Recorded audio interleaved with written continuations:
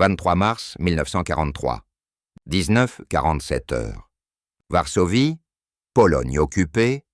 André Kozłowski, 32 ans, pianiste professionnel, se tenait devant le Hauptsturmführer SS Klaus Reinhardt dans ce qui avait été autrefois la salle de concert Philharmonia Narodowa. Maintenant, un bureau de commandement allemand. Les mains d'André tremblaient. Pas de peur, de rage contenue. Reinhardt venait de lui donner un ordre. « Jouez pour moi. Prouvez que vous êtes vraiment pianiste. Prouvez que vous méritez les rations supplémentaires que vous recevez pour divertir les officiers allemands. » André regarda le Steinway Model D dans le coin de la pièce. Son piano, l'instrument qu'il avait joué pendant 15 ans avant la guerre. L'instrument sur lequel il avait donné des concerts à travers l'Europe. Paris, Berlin, Vienne, Londres, maintenant utilisé pour divertir les mêmes hommes qui avaient détruit sa ville, qui avaient tué sa famille, qui avaient réduit la Pologne en esclavage. Reinhardt souriait, profitait de l'humiliation, profitait du pouvoir, profitait de forcer un artiste à performer comme un animal de cirque. Vous avez 30 secondes pour commencer, ou je suppose que vous n'êtes pas vraiment pianiste, juste un autre Polonais mentant pour survivre.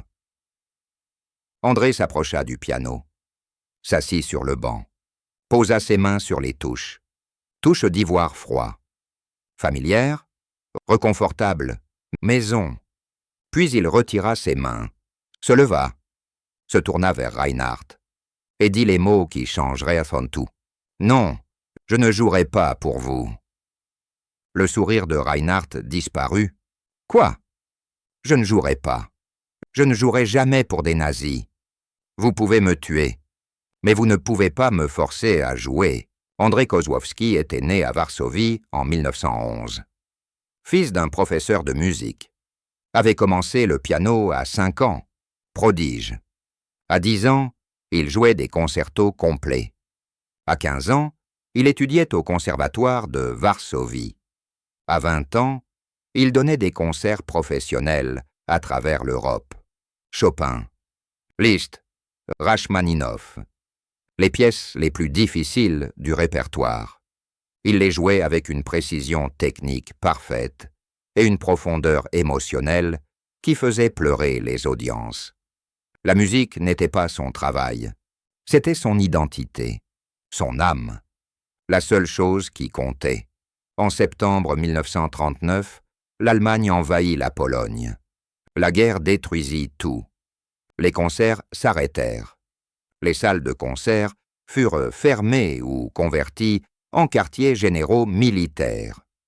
Les musiciens juifs furent déportés dans les ghettos. Les musiciens polonais non juifs furent forcés de travailler pour les Allemands ou de mourir de faim. André choisit de travailler, pas par collaboration, par survie. Il jouait lors de réceptions allemandes, lors de dîners d'officiers, lors d'événements où les nazis célébraient leur victoire.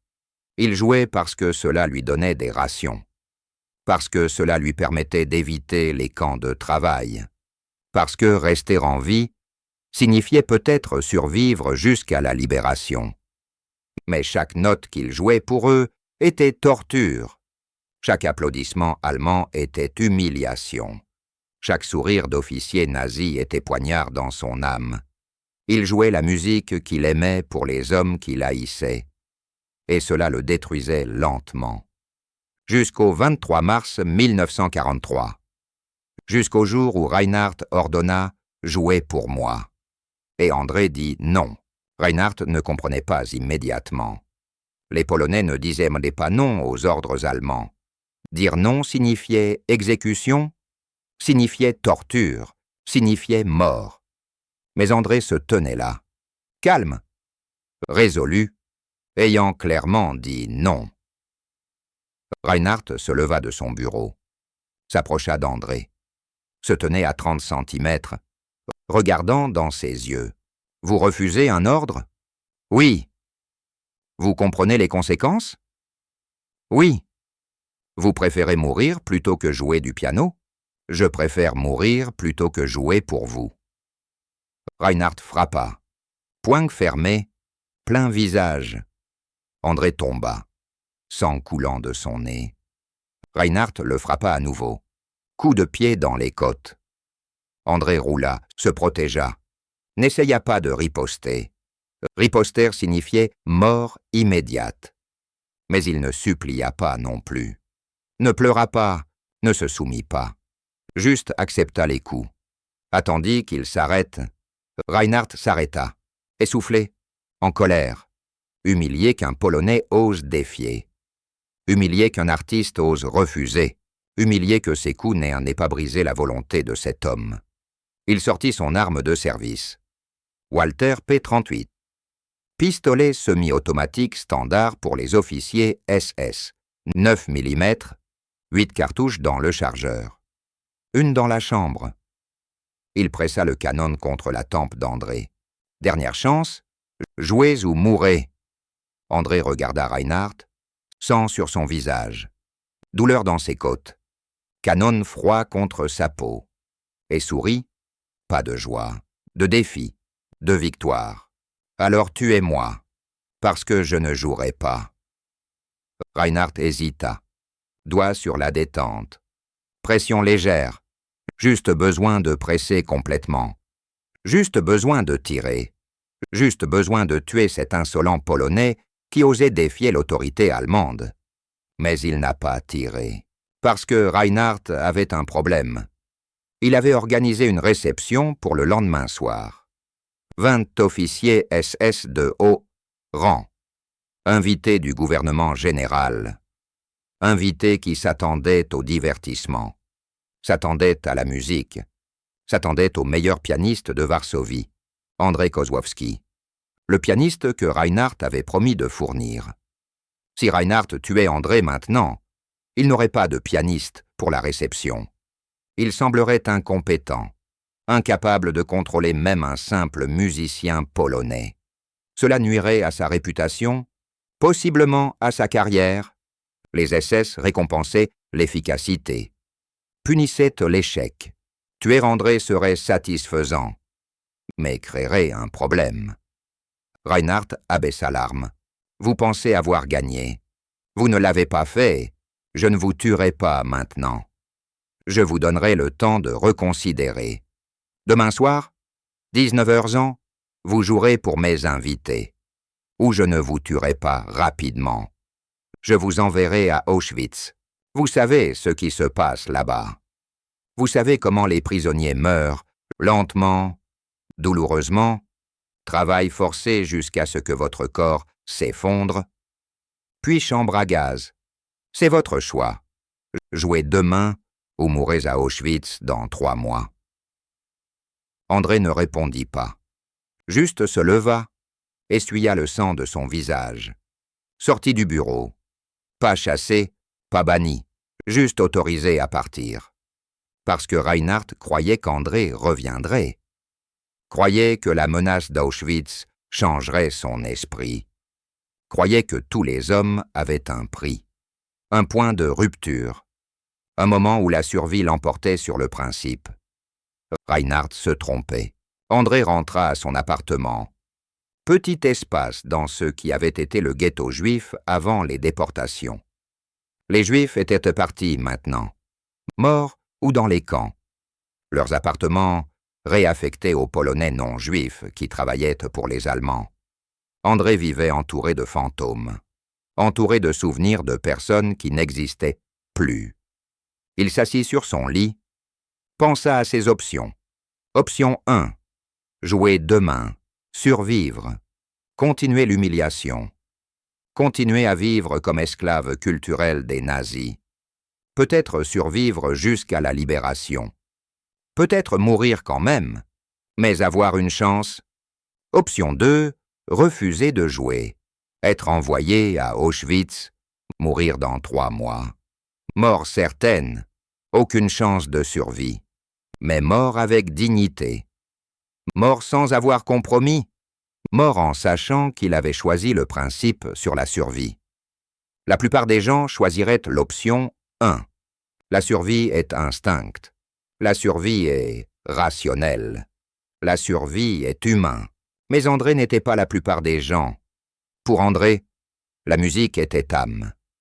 Et jouer pour les nazis corrompait cette âme, transformait l'art en propagande, transformait la beauté en outil d'oppression. Il avait fait cela pendant 3 ans. 3 ans de corruption, 3 ans d'humiliation, 3 ans de trahir tout ce qu'il aimait pour rester en vie. Assez, il ne jouerait plus, même si cela signifiait la mort. Il dormit cette nuit, profondément, paisiblement, pour la première fois depuis 1939, parce qu'il avait pris une décision, et la décision l'avait libéré, libre même en captivité, libre même face à la mort, parce que la vraie liberté n'est pas physique, c'est mental, c'est le refus de laisser l'oppresseur contrôler votre esprit, votre âme, votre identité. André avait repris le contrôle, avait dit non, et ce non était liberté. 24 mars 1943, 18h30 heures. André retourna à la Philharmonia Narodowa, pas pour jouer, pour confirmer qu'il ne jouerait pas. Les gardes SS à l'entrée le laissèrent passer. Ils s'attendaient à ce qu'il joue. Tout le monde s'attendait à ce qu'il joue. Parce que personne ne refusait 2 fois. Personne ne choisissait Auschwitz plutôt que de jouer du piano. André entra dans l'ancien hall de concert, maintenant transformé en salle de réception. Tables installées, décorations nazies accrochées, drapeaux à croix gammés, portraits d'Hitler. La belle architecture polonaise, souillée par symboles fascistes. Le Steinway était au centre. Attendant, le piano qui avait été le compagnon d'André pendant 15 ans. Le piano sur lequel il avait joué Chopin devant 1000 personnes. Le piano qui avait créé de la beauté, maintenant utilisé pour divertir des monstres. Reinhardt arriva. 20 officiers SS avec lui, tous en uniforme, tous portant Luger P08 ou Walter P38 dans des holsters. Tous s'attendant au divertissement. Ils s'assirent, commandèrent du vin, parlaient et riaient, ignoraient André debout près du piano. Attendant, à 19h il précise, Reinhardt se leva. « Messieurs, ce soir nous avons un traitement spécial. Le meilleur pianiste de Varsovie, André Kozłowski, jouera pour nous. » Applaudissements. Les officiers s'installèrent. Attendaient la performance. Reinhardt regarda André, sourit, croyait avoir gagné, croyait que la peur d'Auschwitz avait fonctionné, croyait qu'André jouerait. André s'approcha du piano, se tint à côté, mit sa main sur le couvercle qui protégeait les touches, puis parla, fort, clair, pour que tous puissent entendre. Non, le silence tomba. Les officiers arrêtèrent de parler. Regardaient André, regardaient Reinhardt, ne comprenaient pas ce qui se passait. Reinhardt se leva, visage rouge, colère évidente. « Quoi avez-vous dit ?»« J'ai dit non. Je ne jouerai pas pour vous. Je ne jouerai jamais pour des nazis. Vous pouvez me tuer. Vous pouvez m'envoyer à Auschwitz. Mais vous ne pouvez pas me forcer à jouer. Ma musique est mienne, pas la vôtre. Et je ne la partagerai pas avec des assassins. » Le silence continua. Personne n'avait jamais vu un Polonais parler ainsi à des officiers SS. Personne n'avait jamais vu quelqu'un choisir la mort plutôt que d'obéir. C'était impensable. Suicidaire, fou. Mais c'était aussi quelque chose d'autre. C'était courageux, honorable, humain. Plusieurs officiers regardaient André avec quelque chose proche du respect, pas d'accord avec ses paroles, mais respectant sa volonté, sa résolution, son refus de se soumettre. Reinhardt ne respectait rien, juste rage, humiliation publique devant ses pairs. Un Polonais l'avait défié, un musicien l'avait humilié. Devant 20 officiers de haut rang, sa carrière était ruinée. sa réputation détruite, à moins qu'il ne reprenne le contrôle. Immédiatement, brutalement, il sortit son Walther P38, visa André. Dernière chance. Jouez maintenant ou je vous tue ici. André regarda l'arme. Regarda Reinhardt, sourit encore. Alors tirez, parce que je ne jouerai pas. Reinhardt pressa la détente. Le Walther cliqua. Vide. Pas de cartouche dans la chambre. Reinhardt avait oublié de chambrer une cartouche après avoir menacé André la veille. Erreur d'amateur. Humiliation complète. Les officiers virent. Virent que Reinhardt avait menacé avec une arme vide. Virent qu'il avait échoué à maintenir le contrôle. Virent qu'un Polonais l'avait vaincu sans même toucher une arme. Juste en disant non. Juste en refusant de se soumettre. Reinhardt regarda son arme. Réalisa son erreur. Commença à chambrer une cartouche. Mais c'était trop tard. Un des officiers, Obersturmbannführer, Wilhelm Mayer, se leva. « Assez, Reinhardt. Vous avez fait assez d'embarrassement pour ce soir. Mais il a refusé un ordre. Il l'a fait, et il a choisi la mort plutôt que d'obéir. C'est son choix. Honorable, même pour un Polonais, envoyez-le à Auschwitz comme vous avez promis. Mais faire cela devant nous tous transforme le dîner en exécution. Nous sommes venus pour de la musique, pas pour du sang. » Les autres officiers acquiescèrent. Ils ne se souciaient pas de la vie d'André, mais ils se souciaient du décorum, se souciaient de leur dignité. Une exécution lors d'un dîner était vulgaire. Non-officier, Reinhardt n'avait pas le choix. Il abaissa l'arme, appela les gardes. « Emmenez-le, transport vers Auschwitz demain matin. » Les gardes prirent André, l'emmenèrent. Pas violemment, presque respectueusement. Même les gardes SS avaient vu ce qui s'était passé, avaient vu un homme choisir la mort plutôt que de se soumettre, avaient vu un homme vaincre un officier SS sans violence, juste par refus, juste en disant non. André fut emmené dans une cellule de détention. Petit espace, froid, humide. Mais il sourit parce qu'il avait gagné. Pas sa vie, mais son âme. Il n'avait pas joué, n'avait pas compromis, n'avait pas laissé Reinhardt le briser. Demain, il serait envoyé à Auschwitz. Dans 3 mois, il serait mort. Mais il mourrait libre, libre même en esclavage, libre même en camp de mort. Parce que liberté n'est pas où vous êtes, c'est qui vous êtes. Et André était libre. La nuit passa. André attendit le transport, attendit le voyage vers Auschwitz, attendit la mort qu'il savait qui venait. À 06 Punderuer, la porte de la cellule s'ouvrit. Pas les gardes SS, un prêtre catholique polonais, père Jean Kowalski, autorisé à visiter les prisonniers avant déportation. Il s'assit avec André, parla doucement. « J'ai entendu ce que vous avez fait hier soir. Toute Varsovie en parle. Vous êtes devenu héros. Je ne suis pas héros. Je suis juste pianiste qui a refusé de jouer. C'est exactement pourquoi vous êtes héros. Vous avez montré que nous pouvons dire non, que nous pouvons choisir, que même face à la mort, nous contrôlons notre âme. Cela compte plus que vous ne le savez. Cela ne me sauvera pas. Non, mais cela sauvera d'autres. Votre exemple vivra. Les gens se souviendront qu'un pianiste a dit non. Et peut-être qu'ils diront non aussi. Pas à la musique, mais à la collaboration, à la soumission, à l'acceptation que l'oppression est normale. Père Kowalski resta 1 heure, pria avec André, donna communion, partit en promettant de dire aux autres, de s'assurer que l'histoire d'André survivait, que son refus n'était pas oublié. À 08 Mvewersiauser, les gardes arrivèrent. Mais pas pour emmener André à Auschwitz. Pour le libérer.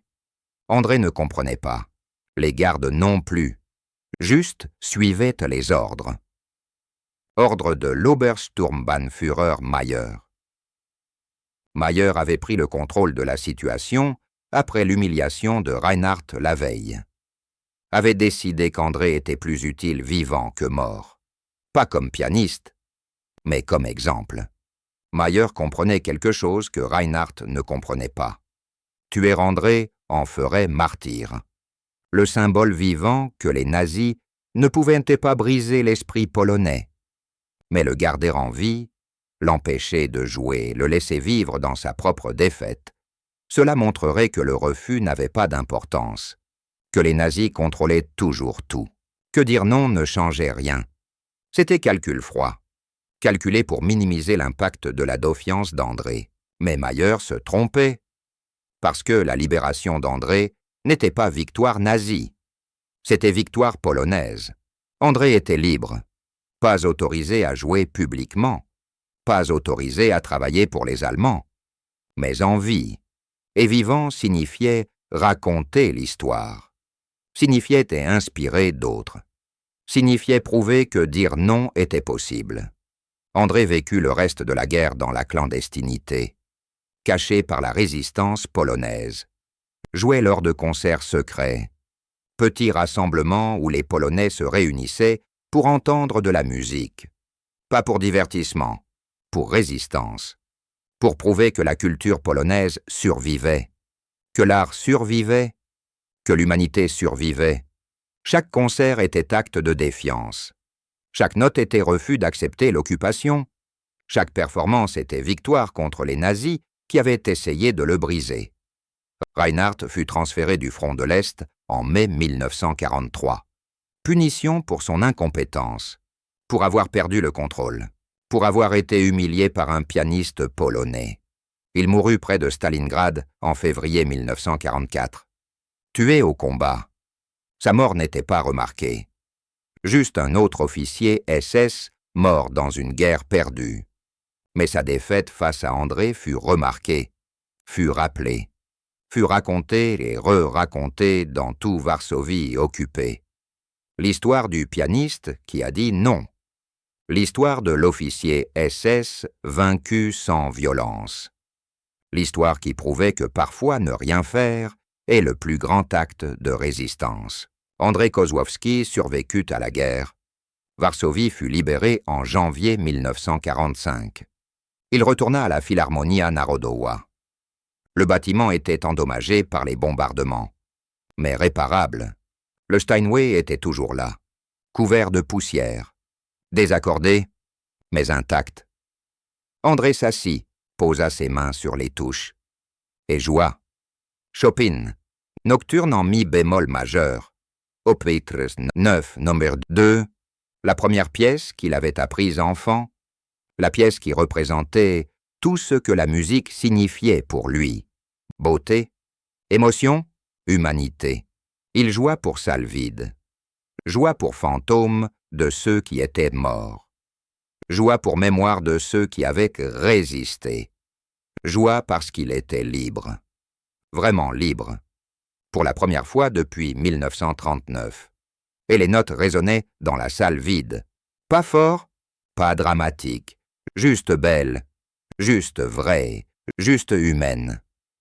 Après la guerre, André devint professeur au Conservatoire de Varsovie, enseigna piano pendant 40 ans, forma des centaines d'étudiants, leur enseigna technique, leur enseigna répertoire, mais surtout leur enseigna que la musique était plus que notes. C'était identité, c'était âme, c'était quelque chose qui ne pouvait jamais être pris, à moins que vous ne le donniez. Il racontait son histoire.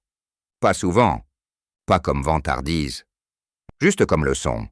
La leçon que dire non est possible, que résister est choix, que même face à la mort, vous contrôlez qui vous êtes. André mourut en 1989, 78 ans.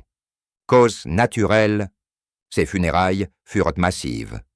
Des centaines de personnes, anciens étudiants, collègues musiciens, simples citoyens qui se souvenaient de son histoire. Le pianiste qui a dit non. Le pianiste qui a vaincu un officier nazi sans toucher une note, sans violence, sans armes, juste par refus, juste en choisissant principe sur survie, juste en comprenant que certaines choses valent plus que la vie. L'honneur vaut plus, la dignité vaut plus, l'âme vaut plus.